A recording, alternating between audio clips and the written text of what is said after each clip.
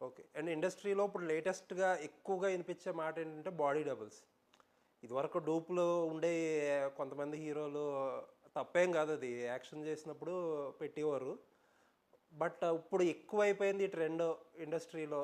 మేజర్‌గా ఏంటంటే ఏవో క్లోజప్ షాట్లు మట్టుకు హీరోలు తీసుకొని మిగతాయన్నీ బాడీ డబుల్స్ చేస్తున్నారని అంటున్నారు. ఈ ట్రెండ్ గురించి మీరేమంటారు? అది 100% నాకు తెలిసైతే క ఇది నిజం కాదు. అందరు హీరోలు ఒరిజినల్‌గా చేయటానికే ఇష్టపడతారు.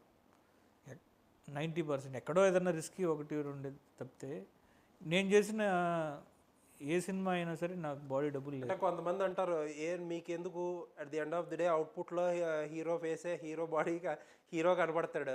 ఎందుకు కొన్నాళ్ళైతే మన మన ఇండస్ట్రీలో ఉన్న వాళ్ళందరూ కూడా హీరోలు కూడా కష్టపడి హీరోలు అందరూ రియల్గా చేసే యాక్షన్ హీరోలు. సో వీళ్ళెవరికి కూడా బాడీ డబుల్ అవసరం లేదు. వాళ్ళు ఎంకరేజ్ చేయరు. సో కొన్నాళ్ళు కొంతమంది ఏమంటారంటే కొన్నాళ్ళు ఏఐ బాగా ఎక్కువైపోతుంది యూసేజ్. కొన్నాళ్ళకి అసలు ఏమి ఈ యాక్టర్స్ సెట్లోకి రావాల్సిన పని లేదు. జస్ట్ దట్ ఏఐలో వాళ్ళ ఫేస్ వాడుతున్నారు కాబట్టి వాళ్ళు రెమ్యూనరేషన్ ఇస్తారు. ఇంకా మొత్తం అంతా కంప్యూటర్లోనే తీసేస్తారు సినిమాలు అంటారు ఆ ట్రెండ్. ఒరిజినలేనండి ఏం వచ్చినా సరే. ఓకే. అసలు మీరు ఏమన్నా ఎప్పుడన్నా యూస్ చేశారు ఏఐ అంటే యాక్టర్స్ గురించి కాదు. అసలు ఇప్పుడు ఫిల్మ్ మేకింగ్లో ఏ రోల్ ఎలా ఉంది అసలు? మేమైతే చేయలేదండి ఇంకా. అసలు ఏమి అది ఈవెన్ స్క్రిప్టింగ్ స్టేజ్ నుంచి కానీ ఏమి మామూలుగా ఇప్పుడు మా లుక్ సైడ్ ఏమన్నా చిన్న చిన్నవి మనం కరెక్షన్స్ అవి చేసుకుంటాం. అంటే ఇది క్యారెక్టర్ డిజైన్ చేసుకునేటప్పుడు స్టోరీ బోర్డింగ్ కోసం. వాటి కోసం వాడుకుంటాం తప్పిస్తే ఫిలింలోకి ఇంకా so as a film maker మీకు ఏమనుకుంటున్నారు? చాలా మంది అంటున్నారు కదా ఇప్పుడు చాలా రంగాలను డిస్టర్బ్ చేసేస్తుంది, కొన్ని కొన్ని ఉద్యోగాలు అంటే దాన్ని ప్రాపర్గా వాడుకుంటే అది మంచి ఇదేనండి డెఫినెట్గా. ఓకే.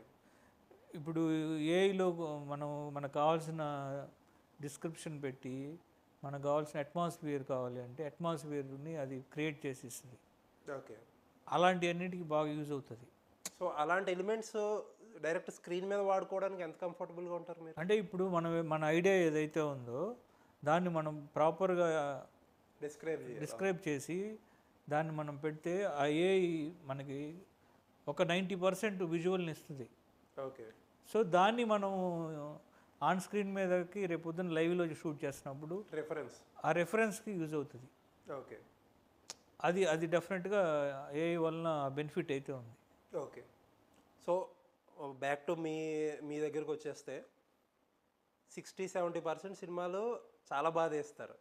లాస్ట్లో సెకండ్ హాఫ్లో కొంచెం ఇబ్బంది పడుతున్నారు గోపి గారు. దానివల్ల కొంచెం సినిమాల్లో అటు ఇటుగా వస్తున్నాయి అంటున్నారు. ఎంతవరకు ఏంటి ఆ ప్రాబ్లం, ఎందుకు వస్తుంది? అంటే ఇప్పుడు ప్రతి సినిమా లెర్నింగేనండి డెఫినెట్గా. నేను ఇప్పుడు ఈ ప్రాసెస్లో నేను కూడా అప్డేట్ అవుతూ నేర్చుకుంటూ ఉంది ఏంటంటే సెకండ్ హాఫ్లో ఎక్కువ హెవీ కథ చెప్పడానికి ట్రై చేసినప్పుడు స్లో అయిపోతుంది. ఓకే. అప్పుడు దాకా ఉన్న ఫేజ్ వేరు, కోర్ పాయింట్ని టచ్ చేసి దాన్ని కట్ చెప్పేటప్పుడు ఆ పర్టికులర్ ప్లేస్ని స్లోగా ఉంది, కొంచెం ల్యాగ్ ఉంది, ఇలా వినిపిస్తుంది. దాన్ని నేను 100% దాన్ని రెక్టిఫై చేసుకొని ఎక్కడ మనకి అనిపిస్తుంది ఆ 60-70% ఏదైతే అంటున్నారో దాన్ని 95% తీసుకొద్దాం అనేది నా ప్రయత్నం. ఇప్పుడు ఆ ప్రాసెస్లోనే ఉన్నా నేను. ఎస్పెషల్లీ క్లైమాక్స్లో ఏంటంటే కమర్షియల్ కథలు చేస్తున్నారు కాబట్టి ఆ క్లైమాక్స్లో కొంచెం రష్డ్గా క్లోజ్ చేసేస్తున్నట్టు సినిమా అనిపిస్తుంది. ఇన్ఫ్యాక్ట్ మీరు ఇప్పుడు కరెక్షన్ గురించి చెప్తే నాకు అబ్జర్వ్ చేసింది, జాట్లో కూడా అక్కడక్కడ కొన్ని యాక్షన్ సీక్వెన్స్లు పెట్టడానికి ట్రై చేశారు కథను కొంచెం ఫాస్ట్ చేయడానికి. బట్ స్టిల్ లాస్ట్కి వచ్చేటప్పటికి కొద్దిగా స్టిల్ ఇబ్బంది పడినట్టే అనిపించింది. నేను అదే చెప్తున్నాను, అది రెక్టిఫై చేసుకొని నేను 90% ఆఫ్ సినిమాలు ఇప్పటి వరకు చేసినవి ఏంటంటే క్లైమాక్స్ లాస్ట్ షూట్కి వచ్చా. అక్కడికి వచ్చేళ్ళకి చాలా ప్రెజర్స్ ఉంటాయి. ఓకే. ఈసారి నుంచి క్లైమాక్స్ ముందే షూట్ చేస్తాను. అలా తేడా ఉంటుందండి. ఇప్పుడు కొంతమంది అంటే అది డిపెండ్స్ అండి, అది డిపెండ్స్. అంటే కొంతమంది ఏం చేస్తారంటే సినిమా ఒక్కోసారి మీకు లాస్ట్ క్లైమాక్స్ షూట్ చేయడం కూడా ప్లస్ అవుతుంది. ఒక ఫ్లో అంతా సెట్ అయిపోయింది కాబట్టి. అవును. అసలు ఇప్పుడు మీరు జనరల్గా ఎలా ప్రిఫర్ చేస్తారు? కొంతమంది ఫస్ట్ షాట్ లాస్ట్ షాట్ ఇప్పుడు అసలు ఆ పరిస్థితులు కూడా లేవు కదా ఆర్టిస్టులు డేట్లు. ఇప్పుడు డేట్స్ బట్టి లొకేషన్ బట్టి ఉంటుందండి. ఓకే. ఇప్పుడు ఆ హౌస్లో ఉంటే అది ఫస్ట్ హాఫ్లో వచ్చే సీన్స్, సెకండ్ హాఫ్లో వచ్చే సీన్స్ అన్నీ ఫినిష్ ఒకేసారి చేసేస్తారు. లాగేయాల్సి వస్తుంది. సో మొత్తం ఫిలింలో ర్యాండమ్గా అక్కడ ఇక్కడ ఇక్కడ అక్కడ ఒక ఆర్డర్లో ఉండదు. మొత్తం లొకేషన్ మీదే ఎక్కువ 90% లొకేషన్ మీద ఉంటుంది, మిగతా ఆర్టిస్టులు. సో దానివల్లే యూజువల్గా ఫిల్మ్ మేకర్స్కి ఇబ్బంది అవుతుంది అంటారా? లాస్ట్ వరకు కూడా సినిమా అవుట్పుట్ ఏంటి లేకపోతే ఏంటి అనేది అట్లా ఏం లేదు. ఇప్పుడు డైరెక్టర్ అన్న తర్వాత ఒక కథ చేసుకున్న తర్వాత ఆ 60 సీన్లు 65 సీన్లు ఏవైతే ఉంటాయో ప్రతి సీన్ని చూడగలగాలి. ఓకే. సో నీకు నువ్వు ఆ 60 సీన్స్ నీకు విజువలైజేషన్ ఉన్నప్పుడు నువ్వు స్టార్టింగ్ 40 నుంచి స్టార్ట్ చేయొచ్చు, 60 నుంచి స్టార్ట్ చేయొచ్చు, సీన్ నెంబర్ 1 చేయొచ్చు, ఏదైనా చేయొచ్చు ర్యాండమ్గా. ఓకే. సో దానివల్ల అయితే ఏ ప్రాబ్లం ఉండదు. సో ఇప్పుడు ఇందాక మీరు చెప్తున్నట్టు ఆ పేసింగ్, సెకండ్ హాఫ్లో పేసింగ్ ఇబ్బందులు ఏవైతే ఉన్నాయో అవి స్క్రిప్టింగ్ స్టేజ్లో తెలియవంటారా మనకి? అంటే బేసిక్గా ఏంటంటే నేను నేర్చుకున్న ఈ ప్రాసెస్లో పర్టికులర్గా సెకండ్ హాఫ్కి వచ్చేళ్ళకి మనం ఒక పాయింట్లో ఇదంతా ఎందుకు జరుగుతుంది అని చెప్పాలని ట్రై చేస్తాను చూడండి. ఆ పర్టికులర్ పాయింట్ని కొంచెం ఫైన్ ట్యూన్ చేసుకోవాలి. ఓకే. అది ఫైన్ ట్యూన్ చేసుకుంటే ఇంకా మోర్ ఇది ఉంటుందని నేను ఈ లెర్నింగ్లో నేను నేర్చుకున్న దాంట్లో నాకు అనిపించింది అది. సో జాట్ విషయానికి వస్తే జాట్లో hero characterisation, villain characterisation.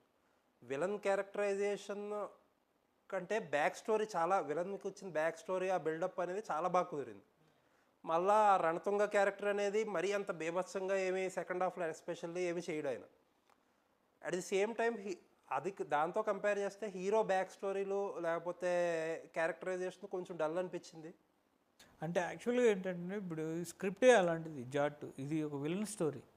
Okay. Villain కథలో హీరో వస్తాడు. అవును. వచ్చి విలన్ ఏదైతే ఒక దీన్ని ఏర్పరచుకున్నాడు, ఒక సామ్రాజ్యం లేకపోతే వాడు క్రియేట్ చేసుకున్నాడో దాన్ని ఒక 10 అవర్స్లో, ఒక 8 అవర్స్లో డెస్ట్రాయ్ చేసి వెళ్ళిపోతాడు. ఓకే. సో విలన్ కథలోకి హీరో వచ్చేటప్పటికి విలన్ అనేవాడిని సాలిడ్గా ఎస్టాబ్లిష్ చేసిన తర్వాతే హీరో ఎంటర్ అవుతాడు. సో అందుకని విలన్ క్యారెక్టర్కి ఎక్కువ ఎలివేషన్ ఎక్కువ ఉంటుంది పర్టికులర్ స్క్రిప్ట్కి. హీరో వచ్చిన దగ్గర నుంచి హీరో డామినేషన్ స్టార్ట్ అయిపోతుంది స్క్రిప్ట్లో. అంటే హీరో క్యారెక్టరైజేషన్ వల్ల వచ్చే ఎలివేషన్ బాగానే పండింది. బట్ నేను అనేది ఏంటంటే హీరోకి ఒక బ్యాక్ స్టోరీ, అతను ఒక ఆర్మీ ఆఫీసర్ అని, అది అనుకున్నంతగా కుదరలేదేమో అనిపించింది. అంటే దాని గురించి అంటే మేము ఎక్కువ ఫోకస్ ఫోకస్ పెట్టడం కుదరకేమో. ఓకే.